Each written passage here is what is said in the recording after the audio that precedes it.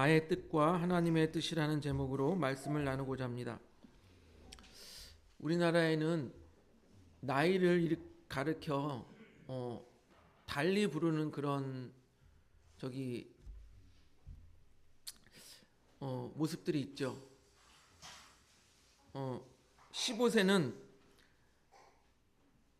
우리나라에서 요즘에는 그렇게 부르진 않지만 지학이라고 해서 학문에 뜻을 두는 나이라고 합니다. 여러분 15세 때 한번 생각해 보세요. 학문에 뜻을 두셨습니까? 20세는요 약관이라고 해서 약관의 나이라고 하죠. 약관이라고 해서 갓을 쓰는 나이라고 합니다. 여성분들은 20세를 전후로 해서 방년이라는 그런 말을 쓴다고 해요. 그래서 방년 18세, 방년 21세 이런 말을 있죠. 30세는요 이립이라고 해서 마음이 확고하게 도덕 위에 서서 움직이지 않는 나이라고 합니다. 그리고 40세는요 많이 들어보셨죠? 불혹이라고 해서 세상 일에 정신을 빼앗겨 판단을 흐리는 일이 없다라는 것입니다. 또 50세는요 또 많이 들어보셨을 것입니다. 지천명이라고 합니다. 하늘의 명령, 하늘의 뜻을 깨닫는 나이라고 합니다. 여러분 하늘의 뜻을 깨닫는다 대단하지 않습니까? 그러니까 50세만 돼도 엄청 성숙한 거예요. 성숙한 거. 근데 요즘 50세들 그렇게 살아가고 있습니까? 그렇지 않죠. 60세를요 물론 환갑이라는 말도 쓰지만 이순이라고 합니다. 귀가 순해져서 모든 말을 객관적으로 듣고 이해할 수 있는 나이라고 합니다. 근데 60세가 됐는데도 남의 말을 듣고 막 화가 우라쳐서 막 승질을 내시는 분들은 좀 이거에 주의해서 들어보시기 바랍니다. 70세를 종심이라고 합니다. 종심. 자기의 뜻대로 행하여도 어긋나지 않는 나이라고 하는 거예요. 네. 그만큼 성숙했다라는 거예요. 그래서 이런 말들이 공자의 말에서 많이 유래가 되어졌는데요. 공자가 이렇게 말했다고 합니다. 나는 15살에 학문에 뜻을 두었고 30살에 자립하였으며 40살에 미혹되지 않았고 50살에 천명이 무엇인지 알았으며 60살이 되어서는 귀가 뚫려 한 번 들으면 그 이치를 알았고 70살에는 마음속으로 하고 싶은 대로 해도 법도에 어긋나지 않았다. 저는 이게 되게 감명이 깊습니다. 무엇이냐면 제가 제일 감명이 깊은 것은 바로 70살이에요. 자기가 마음대로 해도 법도에 어긋나지 않았다라는 거예요. 대단하지 않습니까? 그만큼 자기 마음이 그렇게 어떻게 했기 때문에 이렇게 다듬어졌다라고 말할 수 있죠. 우리가 어떻게 하면 이렇게 살 수 있을까요, 여러분? 자기 마음대로 해도 법에 어긋나지 않는 삶, 법도에 어긋나지 않는 삶. 그런 삶 우리가 과연 살 수 있을까요, 여러분? 그런데 오늘 시편을 보면은 다윗이 그와 비슷한 말을 했습니다. 우리가 어떻게 다윗이 그런 말을 했는지 한번 같이 알아보기를 원합니다. 먼저 오늘 본문 시편 19편을 보면요. 여호와는 나의 목자시니 내게 부족함이 없으리로다. 많이 들어보셨죠? 시편 23편과 더불어서 많이 애송되는 시가 바로 이런 시편 19편이라고 합니다. 그런데 다윗은요. 이 시편 19편을 두 부분으로 나눴습니다. 1절부터 6절 전반부, 7절부터 14절 후반부 이렇게 두 부분으로 나누어서 찬양을 하는데요. 먼저 1절부터 6절은요. 감동적인 언어로 자연 속에 드러난 하나님의 영광을 찬양합니다. 즉 무엇이냐면 다윗은요 1절부터 6절 전반부에서는요 하나님이 창조하신 이 창조 세계를 찬양하는 거예요. 그 하나님의 영광을 찬양하는 것입니다.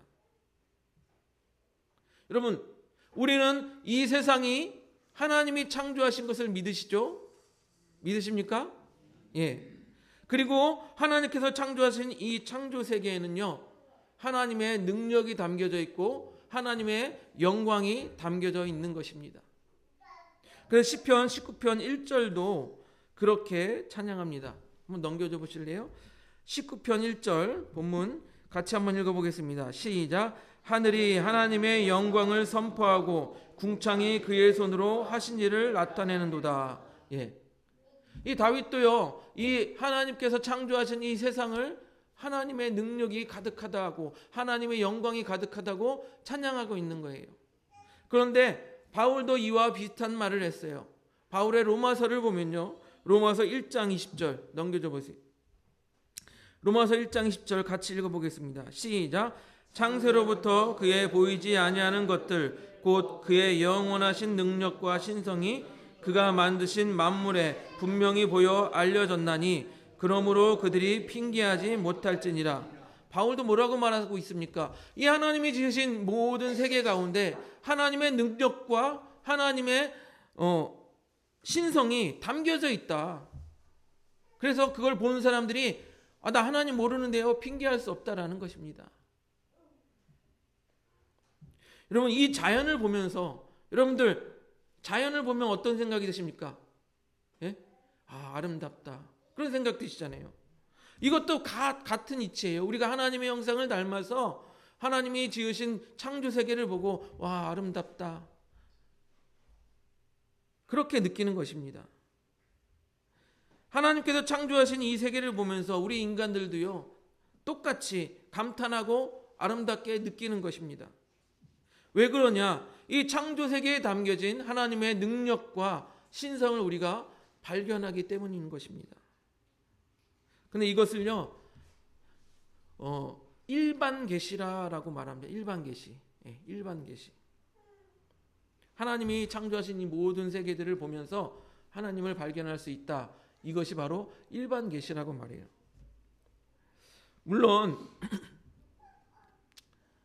지각이 뛰어난 분들은 이 창조 세계를 바라보면서 하나님이 이렇게 아름답게 창조하셨구나, 그렇게 발견할 수도 있지만, 어떤 사람들은요, 하나님과 연관되지 못하고 그냥 자연이 아름답다 이렇게만 생각하는 사람들이 있어요.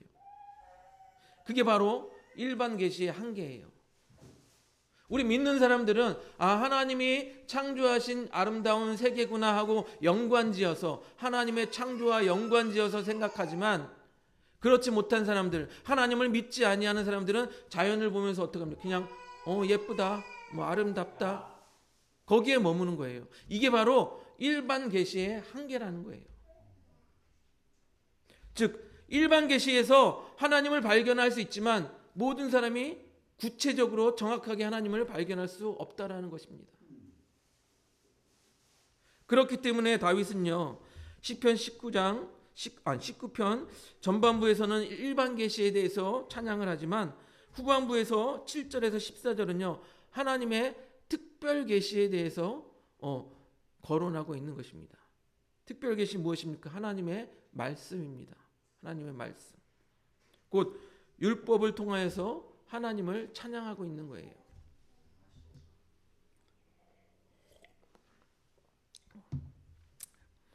다윗은요, 이 창조 세계에 담겨진 하나님의 일반 계시만 찬양하는 것이 아니라 한 걸음 더 나아가서 하나님의 말씀에 의한 특별 계시를 들어서 노래하는 것입니다. 다윗에게는 이러한 생각이 있었던 것입니다. 무엇이냐? 일반 계시보다 하나님의 말씀, 곧 특별 계시에 더 하나님의 깊은 뜻이 담겨져 있다라고 그렇게 생각한 것이에요. 쉽게 말씀드리면 일반 계시, 자연을 보면서 하나님이 지으셨구나 발견하는 이 일반 계시보다 하나님의 말씀을 통해서 구체적으로 깨닫게 되는 이 특별 계시가 더 우월하다라는 것이에요. 그러면 일반 계시보다 이 특별 계시가 더 우월하고 더 나은 첫 번째 이유를 한번 생각해 보겠습니다. 그 첫 번째 이유는요, 바로 영혼을 소생시키기 때문입니다. 영혼을 소생시킨다. 시편 19편 7절을 보면요, 넘겨줘 보세요. 시편 19편 7절 같이 읽어보겠습니다. 시작. 여호와의 율법은 완전하여 영혼을 소생시키며 여호와의 증거는 확실하여 우둔한 자를 지혜롭게 하며. 이 시편의 저자 다윗은요, 여호와의 율법은 완전하여 영혼을 소성시킨다라고 이렇게 찬양을 하고 있습니다. 앞에 일반 계시에서도 말씀드린 것처럼 우리가 자연 계시를 보면서, 이 일반 계시를 보면서 하나님의 신성과 하나님의 능력, 하나님이 이렇게 창조하셨구나, 이렇게 발견할 수 있지만 그 일반 계시는요, 우리의 영혼의 갈증, 영혼의 갈급함을 채워줄 수 없다라는 거예요. 자연을 보면서 아름답다, 거기까지는 느껴요. 그런데 우리 영혼의 갈급함, 이 영혼의 갈급함을 채워줄 수 없다라는 것입니다. 그래서 이 특별 계시를 통하여서 우리의 영혼이 소성케 된다라는 것입니다. 즉 하나님의 말씀에는 어떤 능력이 있어요? 영혼을 소성케 하는 능력이 있다라는 거예요. 다 죽어가는 사람이, 죽겠다고 다짐하는 사람이 하나님의 말씀을 듣고 깨달아 새로운 삶을 살게 되는 것, 우리 많이 보지 않습니까? 특별히 성경에서요, 사마리아 여인이 나옵니다. 우물가에 예수님께서 우물가에 앉아 계시는데 사마리아 여인이 물을 길러 왔습니다. 예수님께서는 사마리아 여인에게 물을 좀 달라라고 요청을 합니다. 그런데 사마리아 여인이 뭐라고 말합니까? 아니, 당신은 유대인이고 나는 사마리아인입니다. 유대인들이 사마리아인을 어떻게 보는지 알지 않습니까? 상종하지 않는 거 알지 않습니까? 그런데 왜 유대인이 유대인으로서 나에게 물을 달라고 하십니까? 이렇게 말합니다. 그랬더니 예수님께서 뭐라고 하시냐면, 내가 누구인 줄 알았더라면 오히려 내가 나에게 구했을 것인데 나는 너에게 생수를 주었을 것이다. 생수를 주었을 것이다 라고 말합니다. 우리 한번 요한복음 4장 13절 14절을 같이 볼까요? 넘겨줘 보세요. 요한복음 4장 13절 14절 우리 같이 한번 읽어보겠습니다. 시작. 예수께서 대답하여 이르시되 이 물을 마시는 자마다 다시 목마르려니와 내가 주는 물을 마시는 자는 영원히 목마르지 아니하리니 내가 주는 물은 그 속에서 영생하도록 솟아나는 샘물이 되리라. 예수님께서는 자신을 생수라고 말하고 내가 주는 물을 마시면 영원히 목마르지 않을 것이다. 영혼의 갈급함이 채워질 것이다. 그렇게 말씀하고 있는 거예요. 그래서 여인은 그거 있으면 나도 좀 주십시오. 그렇게 말했는데 예수님께서 그럼 남편을 데려와 봐라. 그랬더니 예수님께서 뭐라고? 지금 남편이 없습니다 말했더니 지금 있는 내 남편도 남편이 아니고 전에 있었던 5명도 내 남편이 아니구나. 네 말이 옳다라고 말합니다.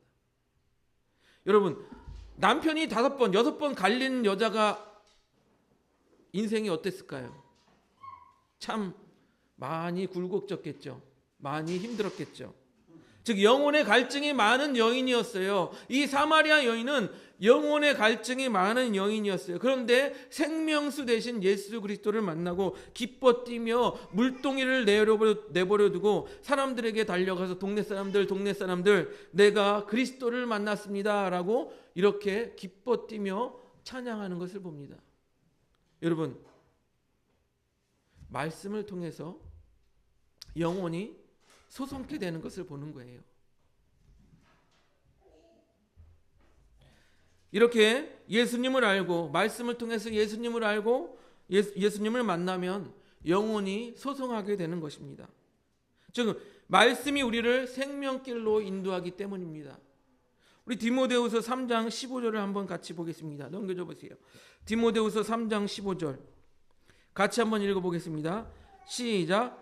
또 어려서부터 성경을 알았나니 성경은 능히 너로 하여금 그리스도 예수 안에 있는 믿음으로 말미암아 구원에 이르는 지혜가 있게 하느니라. 성경이 어떤 목적이 있다고요? 구원에 이르는 지혜가 있게 한다. 즉 생명을 살린다. 생명을 영원한 생명으로 바꿔준다라는 거예요. 영생을 준다라는 것입니다. 그러니 이 말씀 가운데 영혼을 소생케 한다라는 이 다윗의 찬양 얼마나 그 본질을 꿰뚫고 있습니까? 하나님의 말씀은 우리를 구원에 이르는 지혜가 있게 한다라고 말합니다. 쉽게 설명드리면 하나님의 말씀은 우리의 영혼을 소성하게 할 수 있다라는 것이에요. 그리고 일반 계시보다 특별 계시가 좀 더 나은 두 번째 이유는요, 더 가치가 있기 때문입니다. 더 가치가 있다. 이 자연 계시보다, 일반 계시보다 특별 계시, 하나님의 말씀이 더 가치가 있다라는 거예요. 시편 19편 10절을 보면요, 넘겨줘 보세요. 시편 19편 10절을 같이 한번 읽어보겠습니다. 시작. 금 곧 많은 순금보다 더 사모할 것이며 꿀과 송이꿀보다 더 달도다. 하나님의 말씀이 어떻다라고 말합니까? 순금보다 더 귀하고 꿀송이보다 더 달다라고 이 시인은 말하고 있는 것입니다. 다윗은요, 당시에 그들의 인생에 있어서 가장 귀한 것, 금, 먹을 것 중에 귀한 것, 꿀, 이것보다 하나님의 말씀이 더 귀하다라고 이렇게 비교하면서 말하고 있는 거예요. 그러면 시인은 왜 하나님의 말씀이 금보다도 귀하고 꿀보다 더 달다라 이렇게 노래하는 것일까요?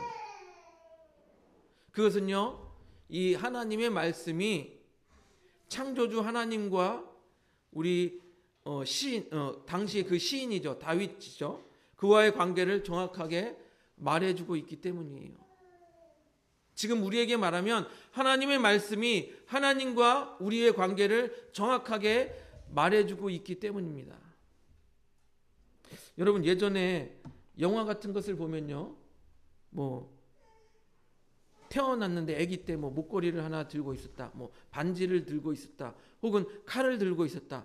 그런데 어른이 돼서 보니까 이게 왕자의 증표였더라. 그래서 따자잔 하면서 왕이 내 아들이다 해가지고 왕자가 이 거지처럼 살았다가 왕자가 되는 그런 영화들 많이 보잖아요. 예, 그게 칼, 반지, 목걸이가 중요한 이유가 무엇입니까? 그에게 중요한 이유가 그에게 증표가 되는 거예요. 내가 왕의 자손이다, 왕의 아들이다, 내가 왕이 될 상이다, 이것을 알려주는 그런 증표가 되기 때문이에요. 여러분, 그럼 반대로 우리에게 중요한 증표가 무엇입니까? 우리가 하나님과의 관계 속에서 어떤 존재이다 알려주는 이 말씀이 우리에게 얼마나 귀합니까? 얼마나 가치가 있습니까? 특별히 하나님의 말씀은요, 우리가 얼마나 하나님으로부터 사랑받는 존재인지 알게 합니다. 여러분, 우리는 하나님의 사랑을 받는 존재예요. 하나님의 사랑을 받는 존재. 요한복음 3장 16절을 보니까요, 넘겨줘 보세요. 다시지만 같이 한번 읽어봅니다. 시작. 하나님이 세상을 이처럼 사랑하사 독생자를 주셨으니 이는 그를 믿는 자마다 멸망하지 않고 영생을 얻게 하려 하심이라. 하나님이 이처럼 사랑하사 우리를 사랑하셔서 독생자를 주셨다라는 거예요. 또 로마서 5장 8절을 봅시다. 넘겨줘 보세요. 5장 8절 같이 읽어보겠습니다. 시작. 우리가 아직 죄인 되었을 때 그리스도께서 우리를 위하여 죽으심으로 하나님께서 우리에 대한 자기의 사랑을 확증하셨느니라. 여러분, 하나님이 우리를 얼마나 사랑하셨으면 자기 아들을 죽게 하셨어요. 즉, 하나님의 말씀을 통해서 우리가 하나님으로부터 얼마나 큰 사랑을 받고 있는지 우리가 알게 된다라는 거예요. 여러분, 하나님의 사랑을 받는 존재입니까? 예. 우리가 말씀을 통해서 안다라는 거예요. 하나님께서는요, 우리를 그렇게 사랑하는 것뿐만 아니라 또한 이 말씀을 통해서 우리가 하나님의 자녀가 되었음을 알게 하신다라는 것입니다. 로마서 8장 14절 15절을 보겠습니다. 넘겨줘 보세요. 같이 한번 읽어보겠습니다. 시작. 무릇 하나님의 영으로 인도함을 받는 사람은 곧 하나님의 아들이라. 너희는 다시 무소하는 종의 영을 받지 아니하고 양자의 영을 받았으므로 우리가 아빠 아버지라고 부르짖느니라. 예. 하나님과 우리의 관계가 뭐예요? 아버지와 자녀의 관계가 되는 거예요. 아버지와 딸, 아버지와 아들, 자녀의 관계가 된다는 거예요. 이거를 누가 가르쳐줘요? 성경이 가르쳐주고 있는 거예요. 또 하나님의 사랑으로 구원받은 존재임을 우리를 알게 한다라는 것입니다. 우리가 구원받는 존재. 요한일서 5장 13절 넘겨줘 보세요. 요한일서 5장 13절 같이 읽어보겠습니다. 시작. 내가 하나님의 아들의 이름을 믿는 너희에게 이것을 쓰는 것은 너희로 하여금 너희에게 영생이 있음을 알게 하려 함이라. 말씀을 통해서 뭐를 안다고요? 우리에게 영생이 있음을 안다라는 거예요. 그러니 하나님의 말씀, 이 율법이 얼마나 우리에게 귀합니까? 얼마나 소중합니까? 우리가 사랑받는 존재임을 알게 하고, 우리가 하나님의 자녀임을 알게 하고, 우리가 구원받은 영생을 소유한 존재임을 알게 하는 이 말씀이 우리에게 얼마나 귀한 것입니까? 이렇게 하나님의 말씀이 창조세계, 즉 일반 계시보다 더 가치 있는 것은 우리가 하나님과 어떤 관계인지 알게 하기 때문이라는 거예요. 특별히 우리는요, 죄인이었습니다. 죄인이었다가 하나님의 사랑받는 존재. 그래서 사랑을 받아서 하나님의 구원받는 존재. 그래서 종이 아니라 이제는 하나님의 자녀가 되는 존재가 되었다라는 것입니다. 세 번째, 일반 계시보다 특별 계시가 좀 더 나은 이유는요. 세 번째 이유는 바로 죄를 깨닫게 하기 때문입니다. 죄를 깨닫게 한다. 여러분, 말씀을 읽으면서 우리가 가장 먼저 해야 될 것은요, 자기 죄를 깨닫는 거예요. 말씀을 보면서 저 사람 죄는 이렇다 그렇게 비교하는 게 아니라 말씀을 보면서 자기 죄를 깨닫는 거예요. 시편 19편 12절을 보면요, 넘겨줘 보세요. 같이 읽습니다. 시작. 자기 허물을 능히 깨달을 자가 누구리요? 나를 숨은 허물에서 벗어나게 하소서. 이 말은요, 하나님의 계시를 통해서, 말씀을 통해서 자기의 죄를 깨달은 이 시인이 자연스럽게 고백할 수밖에 없다는 거예요. 여러분 우리가 말씀을 읽다가 나의 죄를 깨달으면 자연스럽게 하나님 앞에 나의 죄를 고백하는 것입니다.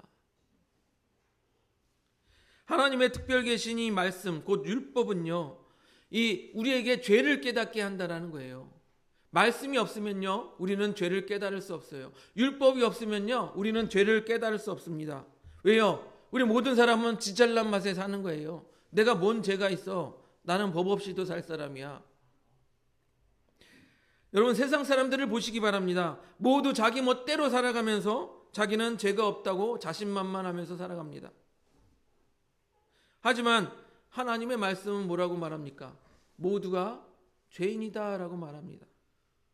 그래서 하나님 앞에 감히 나아갈 수 없다라고 말합니다.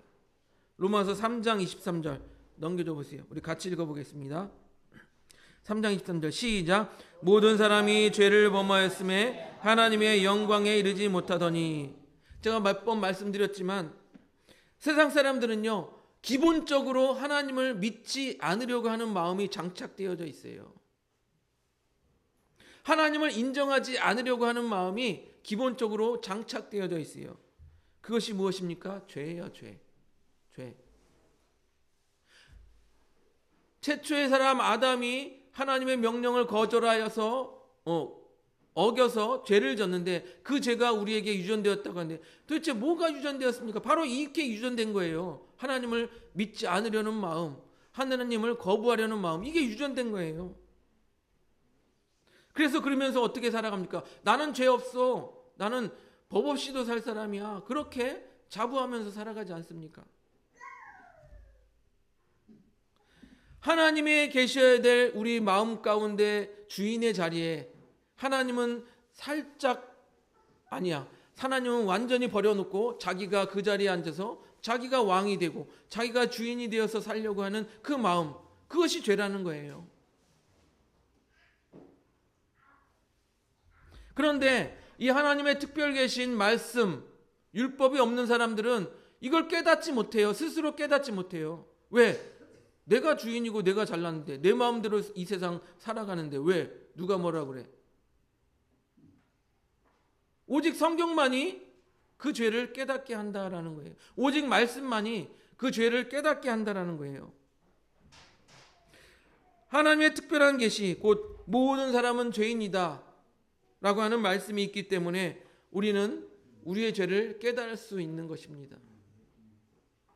또 시편 19편 12절에 아까 우리가 읽었던 말씀처럼 숨은 허물, 우리 마음속에 숨겨둔 죄까지 깨닫게 한다라는 거예요. 무엇이요? 하나님의 말씀, 곧 특별 계시가 우리 마음속에 숨겨진 죄까지 깨닫게 하신다라는 것입니다. 그리고 우리가 회개하고 용서함 받을 수 있도록 한다라는 것입니다. 또 시편 19편 13절을 보니까요. 넘겨줘 보세요. 19편 13절 같이 읽어보겠습니다. 시작. 또 주의 종에게 고의로 죄를 짓기에 말게 하사 그 죄가 나를 주장하지 못하게 하소서. 그리하면 내가 정직하여 큰 죄가에서 벗어나겠나이다. 또 우리는 어떤 사람 존재입니까? 아, 저거 죄인데, 죄 같은데 알면서도 짓는 존재예요. 우리는요. 죄인 줄 알면서, 이게 잘못된 것인 걸 알면서도 죄를 짓는 게 우리 인간이에요. 그런데 뭐라고 말합니까? 고의로 죄를 짓지 말게 하사 라고 시인은 고백합니다. 시인은 분명히 자기 자신을 알고 있는 거예요. 이 인간의 존재를 알고 있는 거예요. 고의로 죄를 짓지 말게 하사. 다윗은요, 자기 자신도 연약한 인간으로서 죄를 알지만 그럼에도 불구하고 또 죄를 지을 수밖에 없는 그런 존재임을 알고 있는 것입니다. 우리가 다 아시는 것처럼 다윗이 간음한 죄를 몰라요? 근데 밧세바를 자기가 간음하였잖아요. 그리고 그 남편 우리아를 죽였잖아요. 죄를 몰랐어요?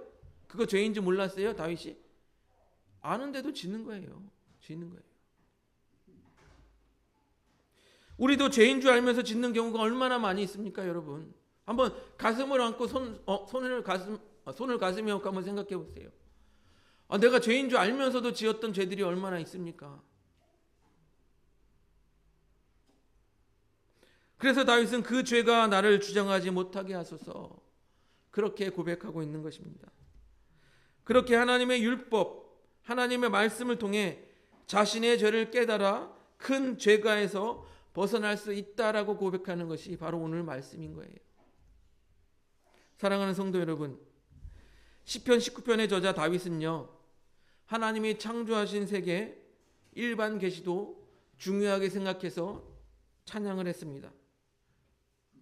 그리고 우리도 자연을 사랑하고 자연을 보면서 감탄을 하죠. 아, 하나님이 이렇게 자연을 아름답게 창조하셨구나.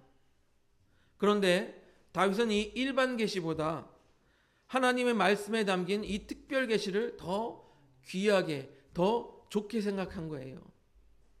하나님의 특별 계시는요, 우리의 영혼을 소성하게 합니다. 하나님의 특별 계시는요, 그렇기 때문에 더욱 우리에게 가치가 있습니다. 하나님의 특별 계시는요, 우리의 죄를 깨닫게 합니다. 그렇게 하나님의 특별 계시인 이 하나님의 말씀, 곧 하나님의 율법은요, 금보다도 귀하고 또 우리가 날마다 가까이 하고 묵상해야 하는 것입니다. 그래서 다윗이 오늘 마지막 절 14절에 그렇게 고백하는 거예요. 시편 19편 14절 같이 한번 읽어보겠습니다. 넘겨주세요. 시작. 나의 반석이시오 나의 구속자이신 여호와여, 내 입의 말과 마음의 묵상이 주님 앞에 연락되기를 원하나이다.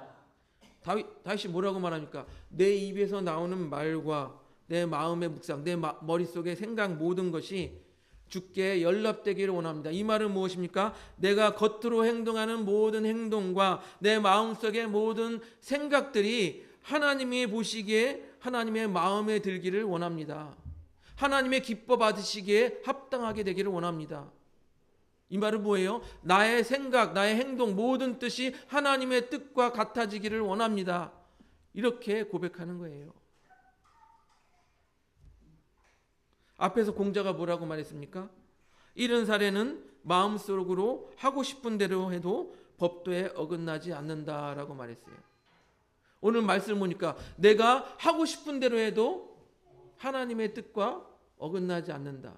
여러분, 어떻게 생각하십니까?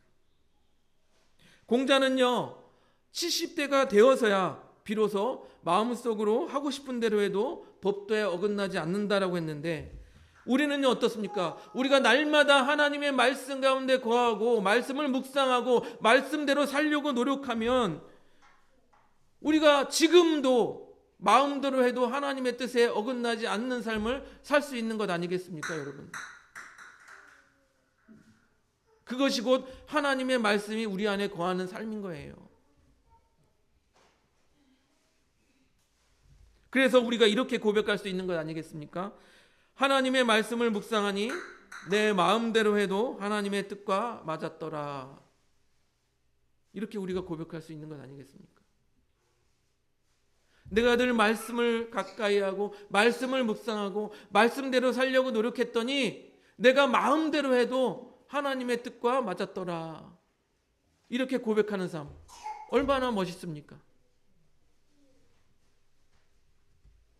그렇게 다윗의 고백처럼 나의 뜻과 하나님의 뜻이 맞는 그러한 삶을 사시는 우리 하늘범교회 성도님들이 되시기를 주님의 이름으로 축복드립니다.